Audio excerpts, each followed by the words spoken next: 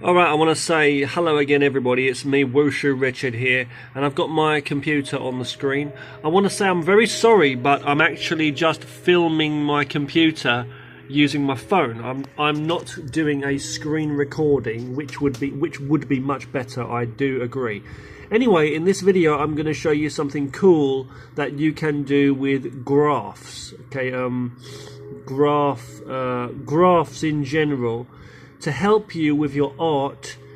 If you are doing any art and animation like I am, or if you produce any artwork in 2D and you want to have a three-dimensional, more guidelines, whether you're creating a piece of art, a drawing or a painting, or a comic, okay, a comic book or a comic strip, or animation in general, or any kind of design work and plans that include three-dimensional, detail. And if you're not very comfortable going totally freehand, there are lots of features you can find in art softwares which have a lot of guidelines and rulers and things, which I also do use for lines and perspective sometimes myself when I'm making my comics or animation.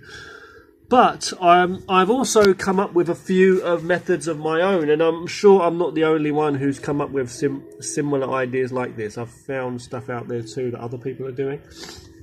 But anyway, let me just show you. Okay, I've got a few designs here that I've come up with. Okay, and I'm going to show you them in a random order, because the order that I'm going to show you is different to how I actually made these, but it doesn't really matter. Basically, these are graph. You can go online, you can go onto the internet and just do a search, okay, and just look for graph. Just type in grid, okay, type in grid image, or I just typed in grid. I went onto yahoo.com and just did a search in the box for grid, and go to images, search under images. You'll find lots of different images and stuff. You may want to edit them and stuff. What I did is I found one that's fairly square, as opposed to rectangular, or like that, rectangular. I found one that is square. It doesn't really matter as such, but I've chosen for a square just to be more basic, okay. And what you have is you have these lines going across, these lines going across vertical and horizontal, and you've got these squares. You'd have seen them in school when you did maths and stuff, Sorry to remind you of boring times if you hate maths like I do. No, in terms of it being a difficult subject. But anyway, here I am. And here, this is not me. I'm actually talking to you, and you're looking at this image. But anyway, as I was saying, how can we use these to create 3D stuff, right? Basic guides as such. Well, this could be good enough of itself. You could actually do you could choose a horizon line, and you could draw a point and draw the horizon line, and then you could also draw lines diagonally going in from the two top, and then from the bottom going up, and then in to meet the point. And that would actually give you some guides, and you could do more lines getting smaller, going closer towards the point. So you could actually do some work like that traditionally. But what I've got is another feature here, which is really, really good. And that is SketchUp, as I say. So Google SketchUp, or I think it's just called SketchUp now, but it's a free software. I do have the pro version though, and it's good because it has various in import and export features. I want to also say again, before we get into this, I want to say I hope the quality is not coming out too bad for you in this. The quality, I know I'm recording in a fairly low quality with my with my phone, and I'm only recording the computer just to be convenient for today, okay, so please excuse me for that, but I had to show you this. Okay, so this is SketchUp, okay, SketchUp, it's called SKETCHUP, SketchUp, and in this software you can, this is something I've made here, this if you're familiar with SketchUp, you'll know it's a 3D modeling program for producing a lot of models and things online, okay, on your computer. And I use this for my animation and my comics a lot of the time, because sometimes it's hard to get perspective. So what I do is I'll create 3D objects and things just as a guideline. I mean, it doesn't mean I'm working in 3D. What I will do is I will draw over this. So for example, this looks like a house. Let's say this block here could be a house, right? Now basically you can cut out shapes and things. So if I wanted to, I could cut that out. I could make a door. You have to learn how to use this, but you know, you can make a door like this going in, you know. You get the idea, right? You can make certain things. I could have other objects and things. I could make stuff like this, you see. That could be a table or something by a fireplace. You could imagine. And you can make all these different shapes and turn the camera around. This could be, this, if you had imagination, you could imagine this is like a car. This could be a car, and this could be a building here. Maybe a bus station or something, you know. And all you need to do is take a screenshot, take an image of that, and then bring the image that you save. Okay, you can take a screenshot of this, or you can export a 2D image rather than a 3D object, and it will take a photo of this. And then what you can do is you can use that to trace over. You can draw in another software, you know, an art software. I use a good free software called FIREALPACA. You can use other softwares like Critter and stuff. Just type up free art software and you'll find there are some good ones.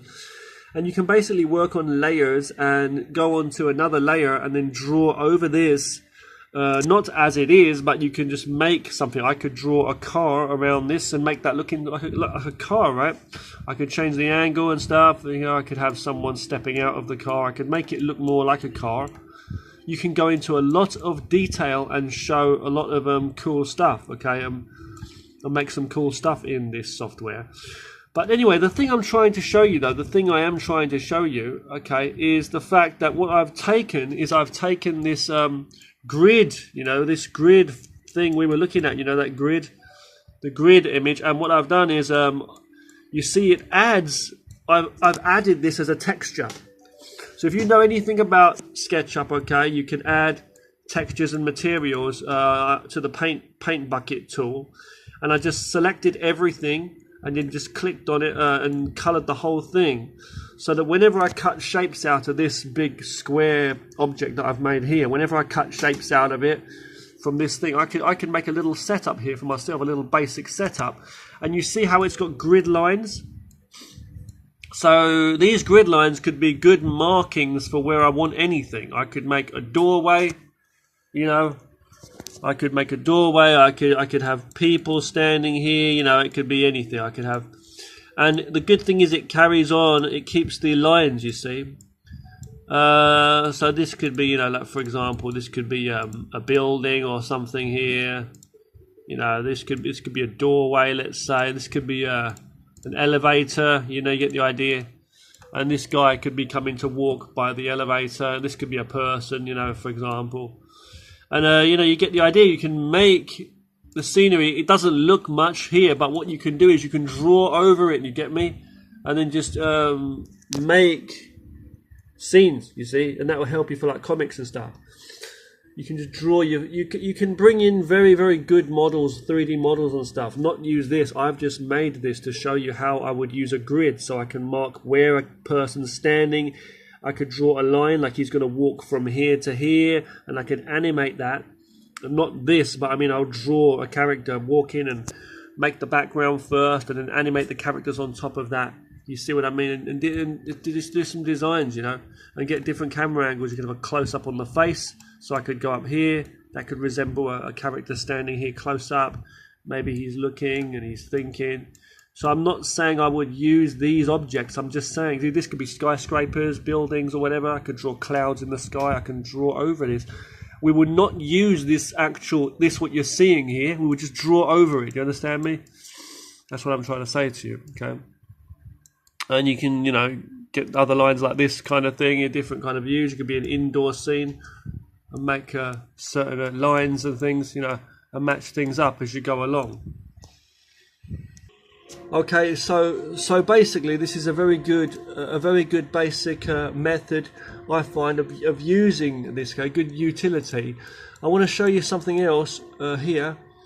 Please excuse me my sound. Yeah, this. Okay, you'll notice I've got the transparency thing on here, under styles, under window, and you know, you can have it just as normal. You know, like this. Excuse me.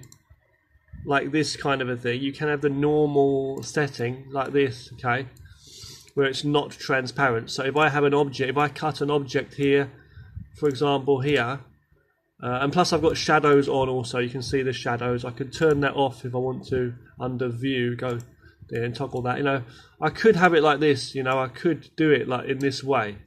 And I can make any kind of shapes and things, the same kind of thing. You see, you know, okay. And you can toggle the options for how big or small the actual grid is as well. You know, I can do all kinds of shapes here. You know, okay. You can do this, for example. You see, I can do other things like this. Let's see, like this. Excuse me. Hold on. I could do like this here. Hold on. I've just messed it up. Hold on. I'll show you again. I could do this.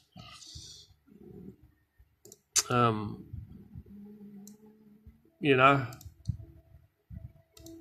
and I'll do that, for example. You see, cut different shapes out and stuff. So, you know, when you do that, you can get a good idea of what you're looking at. You can have the shadows on if you want to have the shadows on. But I find sometimes if you go under window and styles and go down to this transparency one, I think it's still very useful, because sometimes you may want to see through something, you see, to see the angle of where something else matches up, if you understand what I'm trying to say. For example, this here looks like a building, and here, look, this side here looks like almost like a car, for example. If you've got the imagination, I'm saying, if you've got the imagination. So this looks like a car window at the side of the front of a car, and we're going down the street here, let's say, and there's a hole in the street, for example. Now let's imagine here, see, we can see the side of the car, but we can also see inside to the window, the front window. So the driver inside, maybe here with a steering wheel, maybe, see, or something. So it's just your visualization, and you've got these lines showing the shape of the window, how the window goes down here. So if I'm looking into the car here from this side, or if I'm inside the car, for example here, and I know that the window's here and I want to look out through the window, well, I'm inside this car right now, yeah? But I can't see through, I can see through it, okay? But if I turn it into like normal view, normal style here, then we can't see through. So that's no use, is it? We want to be able to see through. So sometimes it's better to have it this way, I feel, where you can see everything and match everything up much more clearly. It just helps when you're doing comics and stuff. And what I would do is, as I say, is I would take this, take a photo of this, a screenshot or export a 2D image, bring that into art software, and then again still work with rulers and perspective tools in those softwares, but to match up more lines and things, like in the spaces where there are no lines, obviously, to match up things in relation to these. So I would draw more lines across them and things, and draw the figures to get accuracy, and draw the people in the right places, and you know, and make the scenes up. So this is one method you can use. Okay, one method. You can use grid images. You could download one, find it on, you know, on a search engine, let's say. Okay, and then you'll have that. You come up with this grid. Okay, and now another thing I want to show you is two other kinds. Okay, two other kinds of this kind of thing which you can use. This is the most recent one I've come up with. But let me show you the other two. Okay, in this one you can see I've done something a little different. In this one we don't have the option of doing 3D with the grids on. We can do that, we can add that in. But what I did in this one is I just only had the image. I bring in one image of a grid. This is actually a different grid, but I bring it in. It's got like thicker lines on the edges and then the thinner lines going through, which is also handy. I just brought again like a little mock-up of the shape of a person here, like a block to be used for a character. And we can I could copy and paste that this thing and use it as a figure. Use the camera, and then in relation to this, just using this as a basic size for a character. From here, I can still draw on top of this, so I can draw anywhere. I could make a shape, but as you can see, it just comes like just not with the grid on. Okay, so no grid or anything. And I can bring actual objects in here too, like cars and real 3D objects or trees or anything if I wanted to. And basically, you work with it the same way. You just keep the objects, and just work with it that way. And again, take a photo, bring it into your art software, and then work with the rulers and stuff to draw lines up or just freehand draw and use that as a guideline of placement. So my first idea was where to place things like characters or objects, and then from that, learn how to turn the camera and stuff and see it from different angles. But then the other one, as you've just seen a moment ago, I showed you the other version with the grids everywhere. That's different because I actually pasted a basic grid image onto everything to be used as the material paint. That's different. This here, what you're looking at, is just basically a collection of lots of images just tiled together. It's flat. There's a base for which I place objects, but the ground. But the other one was actually used. It was a big block I made, and you can size it and shape it and everything, but it will still keep that shape for just simple objects or for a whole scene. Now I'm going to show you one more that you can also use. Okay, another one. This is the first one I did. I'll show you now. Okay, so this one is the last one I will show you today, and this is the first one that I made. Okay, I made it a few times, but basically this is a grid. You can see a 3-dimensional grid that we can go into. This one is not so handy for bringing objects in, such as like markers for 3D objects or characters or anything. Okay, it's not useful for that. There may be ways around that I've not looked into that much, but I've tried it and it's not very useful for that. And this one also, you can't build anything in it or anything like that easily. So I'm just showing you what it is. Okay, now there are a number of ways we can use this. Firstly, how did I make this? What I did is I made one simple cube and I replicated that. I made lots of cubes, stuck them together until I had a massive cube that looked something like a massive Rubik's Cube almost. I made lots and lots and lots of them. They weren't perfect squares, but I tried to get them as accurate as possible. And cube. But the thing is that when you turn the camera around here, you can see from, if I go delve right into the middle of this thing, I can turn the camera around and look around, and I get all the views, as though I'm in here, and it does give you a very good grid view like that. It's not perfect, but you've got grids from every angle, so you can imagine, if you've got an imagination, like we could be on a street here, we could be looking up at skyscrapers. I could draw over this again, same thing, and use it as a guide to trace over, you see. Now, what do I want to say to you? So that's still very useful. It's a bit strange. We do have a weird looking thing here. I mean, it doesn't go, because it goes on further. It should go on. It's not this cube doesn't go on forever, so it's not actually meeting at the horizon. That's the reason for that. And when I turn here to the other side, like the same sort of thing. When you're in the middle, you get other like effects and things, like you see here, this line down the middle here. It's a bit weird looking, right?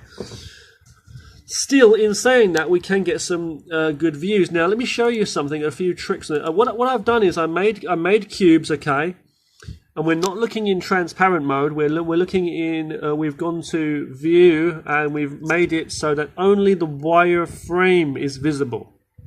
Okay. So if I turn that, if I change that now, if I go to here, if I go to view, and go to, you know, what? Oh no. Yeah, that's what I've got. Only edges on. Edges are visible. And the style I've chosen is this style. Okay, so it's basically just a wireframe view. So you can see through everything, and there's no faces. You know, it's only the wireframe lines. If I was to turn those off, you'd see nothing. But anyway, we've got the fog on, also the fog, and I'll show you the fog. I'll show you two things here. The fog I've turned to white. It doesn't have to be white. But if you adjust under fog, if you go to, first of all, go to view and make sure that fog is selected, okay? Fog, shadows, it doesn't really matter for this, but fog, okay, on, and then go under window, and then go to fog, click on it, and it will give you the options here to adjust it. You see, if I move the bars, you see what happens? You see, if I move these bars here, you see changes in the fog.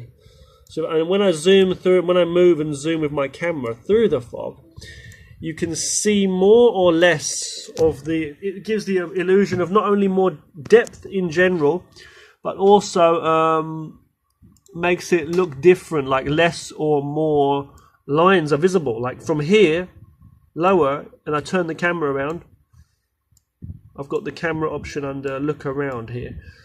You're wondering, see, I can look, and you've just got minimal guidelines, so I can imagine like a scene from Metal Gear Solid, or a game or something, or some kind of computer game, you know, Resident Evil, and I can imagine this is a corridor, maybe a corridor here, or this could be a street, this could be a street here, these could be shop fronts. You can imagine anything. If you've got imagination, you can look up here onto the second story. There could be a balcony here, and some guy standing by the balcony holding a shotgun. You can imagine scenes. You can adjust this further, you know, and then see more lines. You see, you have to look through that, you see, and just imagine what you can see. Lots of shops, or a park. Maybe looking down, from looking above, looking down. You know, or lots of people walking on the street. You can imagine all kinds of stuff. Just draw over this and make it in. Now, another option I'll show you for this, another feature, is if I go to window, go to styles, and then choose that transparent thing that we had before, which was this. Now you're seeing the faces. And it comes up with this. It looks kind of really, really weird. I must admit, it looks very, very weird. But if I turn view on and go, shadows are on, go under window and then go to shadows here. You can adjust the shadows and the shadows and...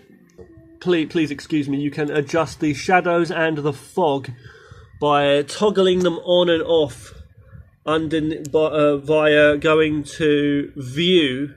This is SKETCHUP software, okay? And you've got all the camera options and all the options here how to control this. By the way, you have to learn this software in detail. It's a very good, powerful software. The free version is free, as I say. But yeah, as I say, you can go to window, well, not or, but and you can go to window and make sure they're selected anyway. You know, and just choose the options to toggle their power, so to speak. So, you know, okay. And you can change the colour of that too, of the fog. You can have it red or purple, whatever you want. Now going to shadows also, we're going to change the shadows a bit. We can change the angle of the shadows as well, and the intensity of the shadows, okay? But yeah, just moving around with the camera, as I say, you can move around within this thing, and it gives the illusion. I mean, if you look up here, you know, you can see the illusions of all these different hallways and tunnels, and it's weird how it gives different effects. Like, look at that. I mean, what are you looking at? It looks like these are glass windows. It's a sunny day outside. We've got a hallway, corridor. This could be a hospital. And you just imagine and you draw over it, you know. Please excuse me there. Hold on 1 second. Something on my lens here. Very sorry, something was on the lens there. Anyway, yeah, but back again, you know, you can do different things and change the brightness and stuff so you can like see more of what you're looking at. It is harder to move the camera around in this view, though. You have to use different options and things. But still, this is another way you can do this, okay? So I want to say thank you very much for watching this video. Okay, now I'm just gonna show you a very basic example of how I've used this. So this here is nothing more than a picture, a screenshot, okay, an image of one of those examples I showed you. You know, those 3 different examples I've showed you of using grids as imagery in SketchUp to help you as guidelines in 3D space to create 2D comics or animation and artwork, drawings or paintings. But here I've taken a picture, and what I did is last night I did this, okay, when I made the thing, and then what I did is I tried to do a very simple practice drawing over that. And let's look at that drawing. Okay, so here it is. Okay, here it is, and it's very simple. I'm not the best artist, but this was a very rough picture in particular, okay, that I did.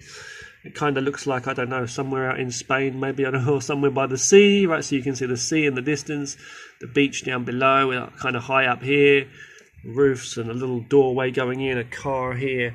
And what can you see? What's the first thing you notice if you look carefully? You can see the grid lines, And also I've added another grid across the whole screen here with lines going down and across, like as in flat on the screen here.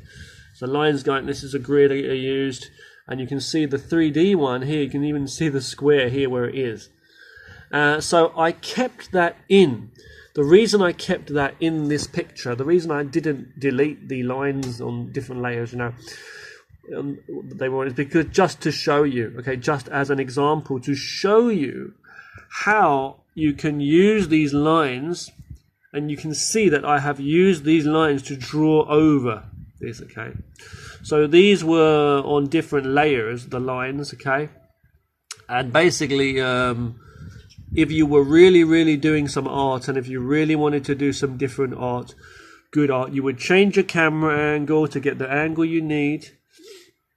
And what you would do then is you would just delete these line layers when you finish your work, or delete erase areas as you go, because they are just images. Once you've taken the images, okay, and sized them and stuff, as in photos or screenshots from your actual stuff, you know, that's what you would do. You know, you just bring them into software, and you can see there's no people here. It's a quiet place, you know, quiet island. Maybe you live here. Maybe this is by your house. And I don't know if you live in a place like this. Anyway, though, you know, so you wouldn't see the square, you wouldn't see these lines or anything. It would be an actual thing. Now, it's a very rough drawing also. It was supposed to be a sketch thing, but I added color and I added shadows and stuff just to give you a basic idea of what it's all about. So using perspective, different angles, distancing, things getting smaller in the distance. I added trees and stuff in like that, just naturally, you see, doing it. I added, what else did I do? You know, shading, shadows, color, just to show depth, you know, and the different levels and stuff. So we can see a lot of things there. And I did it roughly, very rough, freehand. Like this line doesn't even match up properly, but some of these lines, some of the lines here, I just really sketched them in. I didn't use any rulers or anything, and I didn't use any 3D objects either, like as in actual 3D objects in the software, or like I already showed you, like making 3D objects.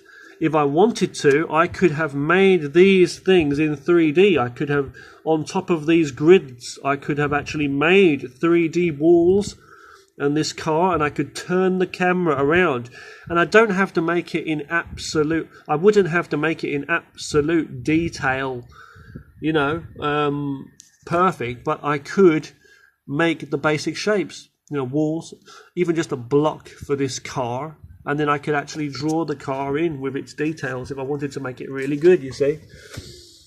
And if I wanted to make a comic or a scene of a comic, okay, or an animated cartoon, I could turn the camera and have different angles of the scenery and just draw like this, you see. But you can take a long time on your artwork, and you could really do some good stuff, regardless of how much to which extent you decide to use these 3D grids or 3D objects and stuff.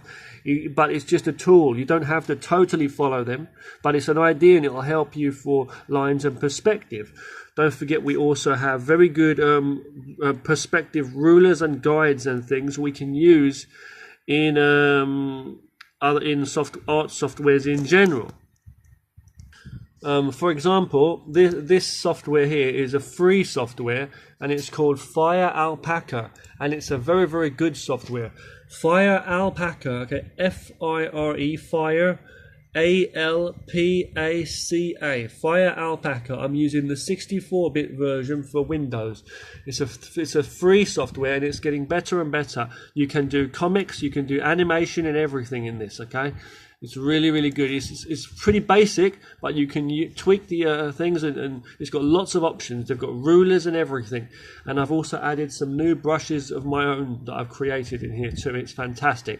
Let me just show you very roughly here. I'm not going to create amazing artwork, but let me just show you a few things, okay? Now I can create a simple scene like this, working on layers, okay? Layers, for people, if you don't understand what layers are, it means if I draw a picture here, let's say, for example, if I draw a beach and we have the sea, okay, here, for example, okay, the beach and the sky, let's say the sky, very rough, not the best art.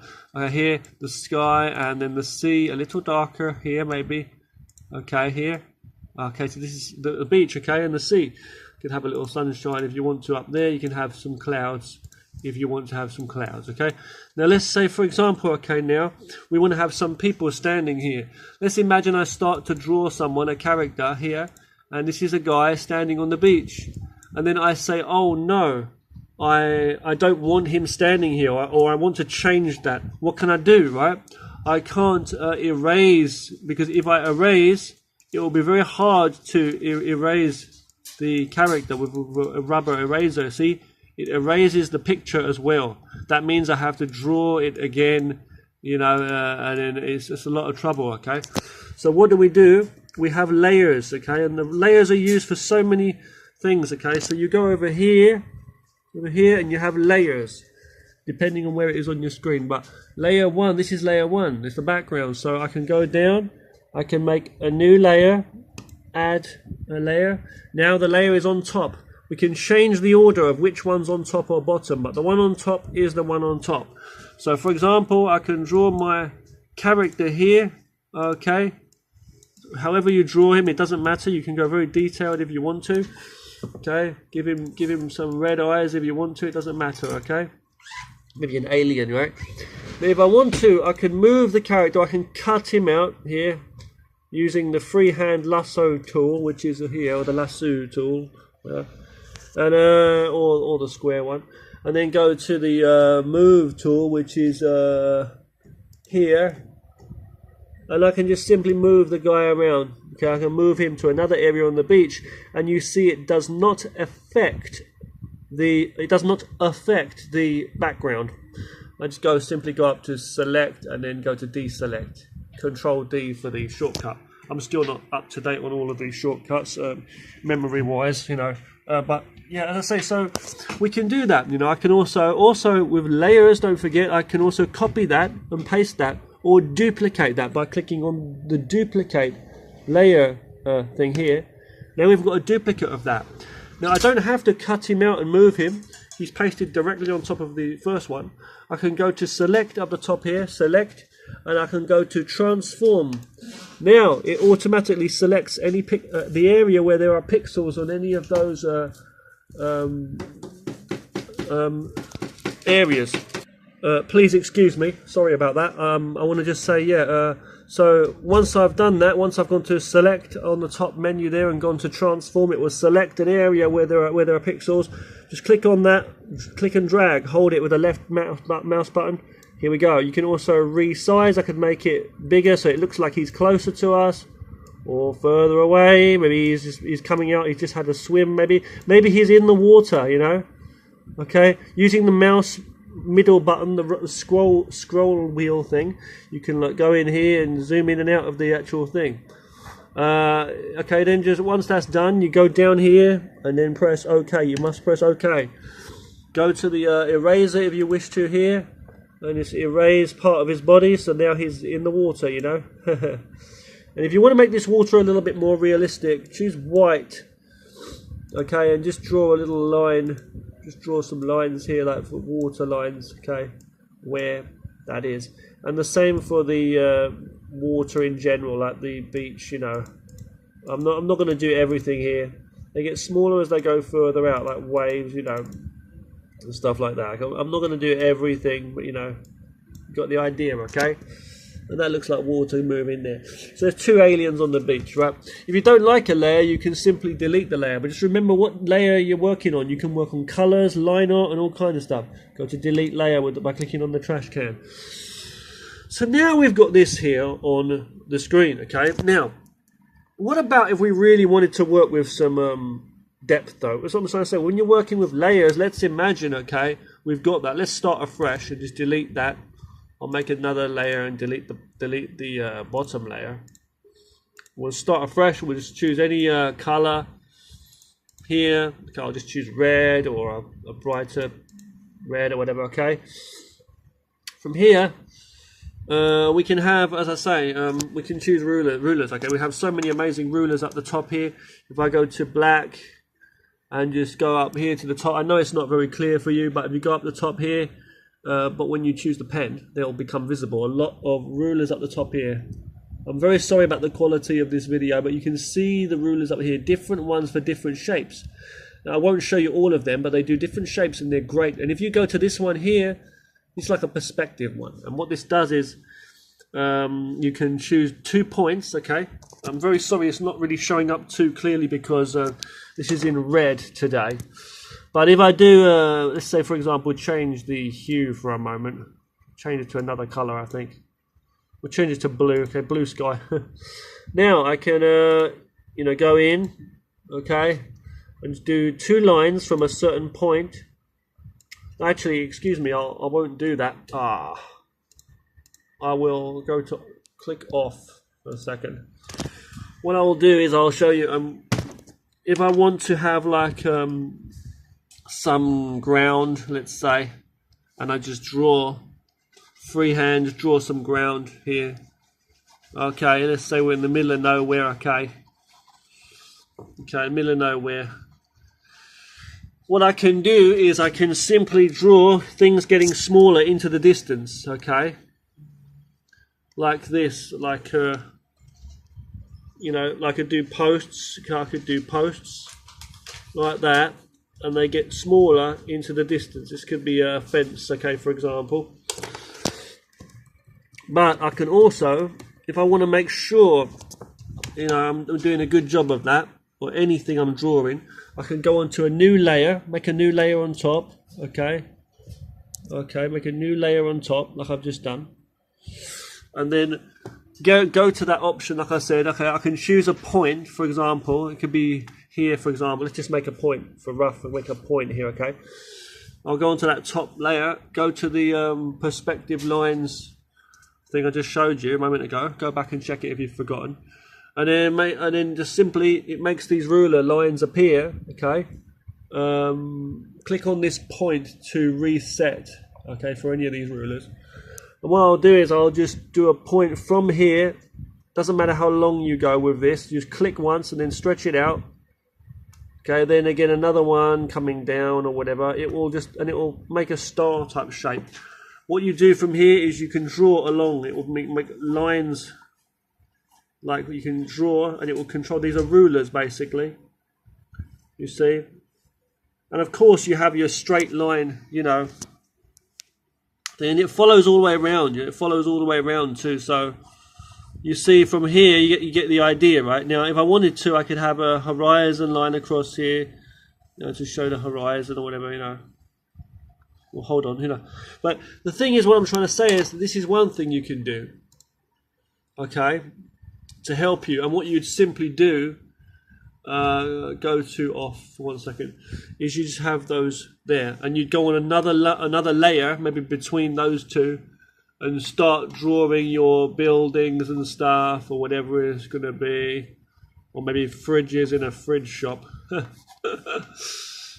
When they get smaller, just following the lines. This could be a tree, you know, these could be buildings, that could be a tree, these could be roads or whatever you see. And you just follow the lines along, and you could actually, you know, put a grid into this as well. And if you don't, you know, you can put a grid image on top of this as well, and show a grid for the lines going across and here, not in 3D, but just in 2D, you know. You can actually go to this one here, which is the second one, and choose, and it will give you lines, but then you have to draw them across, you know. The reason the pen's thicker is just because I've got the pen slightly thicker on the options here. But you see what I mean though. You can use a mouse or a pen, but I prefer to use a pen. So, you see, and we can use this, see, as a tool. Changing the opacity, meaning the visibility, the opacity bar. It's on, that one's lower for that, so it's more see-through. But this top one, I'm going to leave on 100% so we can actually see, you know, full, you know. Remember to turn the rulers off when you don't want to use them, you know. There's a guy, you know, talking about the house in the distance, you know, here, you know, for example, okay. So I want to say thank you very much. Thank you for looking at these two softwares today with me. I'm just showing you how I can create some art using, you know, SketchUp for 3D, and then this software, FIREALPACA, which is very, very good for creating drawings, paintings, simply, and also very, very good for doing comics and animation also. I will make more videos where I will do a proper screen recording showing you features of these softwares. Okay, if you'd like to see more, I want to make a lot of videos on some videos on this software, FIREALPACA, and how to use it, because it's a very powerful, it's a good software, simple, and also free to use, free to download and use, and it's very good for making comics and animation. So I will show you how that is done in future videos. Okay. But before I go, I will show you one more thing with the projects. I'll go to a new project, start a new project, and rather than starting with standard, this time I will choose comic, and choose that, and then go to OK, and you'll end up with this page. Okay, I'm not going to show you everything about it. Once you got that up, you can simply go up to here, go up to layer, no, go up to layer, and go to add material panel. Okay, it will ask you something about the line width and stuff, but just go to OK for now. That'll give you that. Immediately your mouse cursor will change into a knife, a cutting tool, which you'll find also down here. What's that cutting tool for? Obviously to make panels like this. So you can make your panels for a comic like that, and you can cut them any way you wish. Once that's done, you can simply draw on different layers within this. What I usually like to do is I like to change this, save this as an image, or even better still, go up to here, go to File and Rasterize, and then go to OK.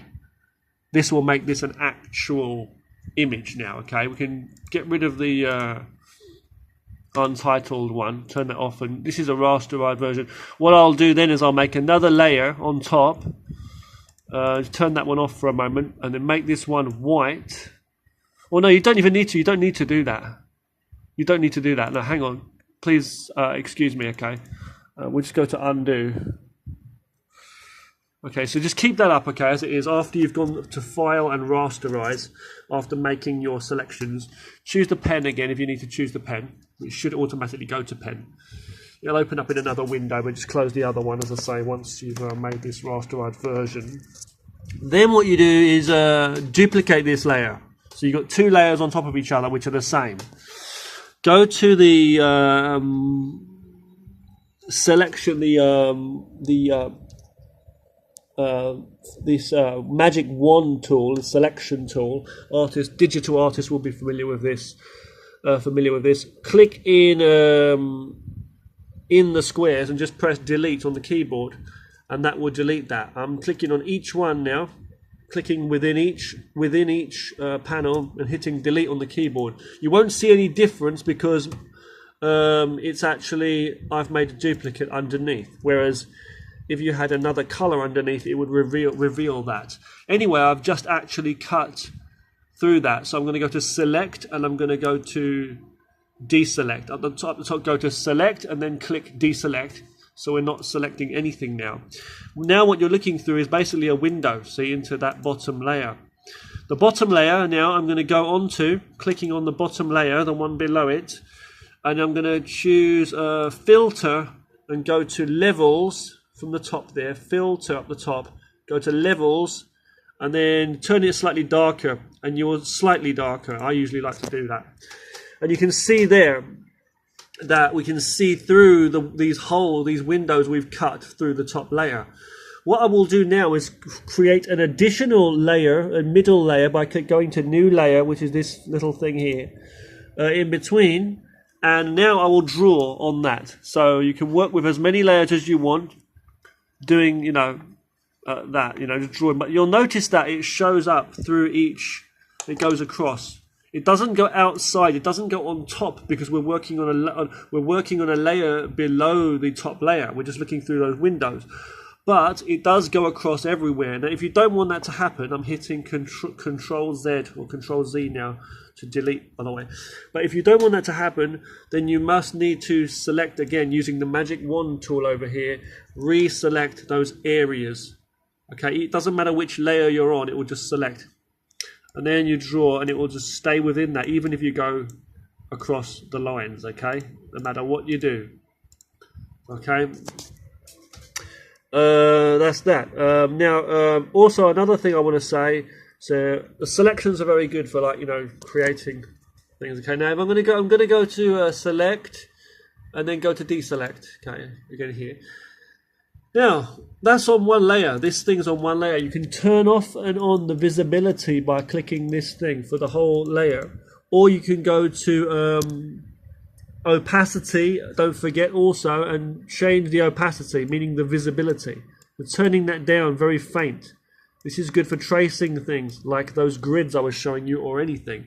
So we have a basic shape, let's say, for a guide. They could be stick figures or anything you want, or basic shapes, objects. What you can do now is you can go onto another layer, create an additional layer still underneath the panels layer, which we've cut out after rasterizing it. Cut out the holes to reveal this back layer, which is the bottommost layer, which I've turned the brightness down so it appears a slight grey, but it's still there. But this, as I say, this you can rename the layers too, by the way. I think you can recolor give a color to them as well if you want to. Can you? Oh no, hang on. No, you can't. Excuse me. But you can rename them. But anyway, going on to another layer now. On top of that, on full opacity, I can actually shape these things. I could make this one into a rabbit or whatever here, or an animal of some kind. You see, this could be a penguin or something. You see what I'm saying? Yeah, in shades. Okay. This could be an Easter egg or whatever it's going to be. Okay. You have the sun in the sky, and then we can just delete our bottom, this layer which we worked for. We can just delete that once we've got the actual artwork we want. And that's how you can make a comic, and you can add all of your color and everything in there. There's a few basic things you can do there. Okay, so yeah, and you can also work in this with onion skins for animation. If you go to view and go down and check the onion skin mode, and there's a lot of options there for that, for animation. But what I will do in future, okay guys, I will make another video for you guys showing you how to make comics a little better and show you more proper features in this, and features of SketchUp also, and I'll show you more how to do animation within this also, FIREALPACA. So in this video we're looking at SketchUp and FIREALPACA, basically for grids and comics and stuff. Okay, Thank you very much for watching this. Okay, more stuff to come. Take care now.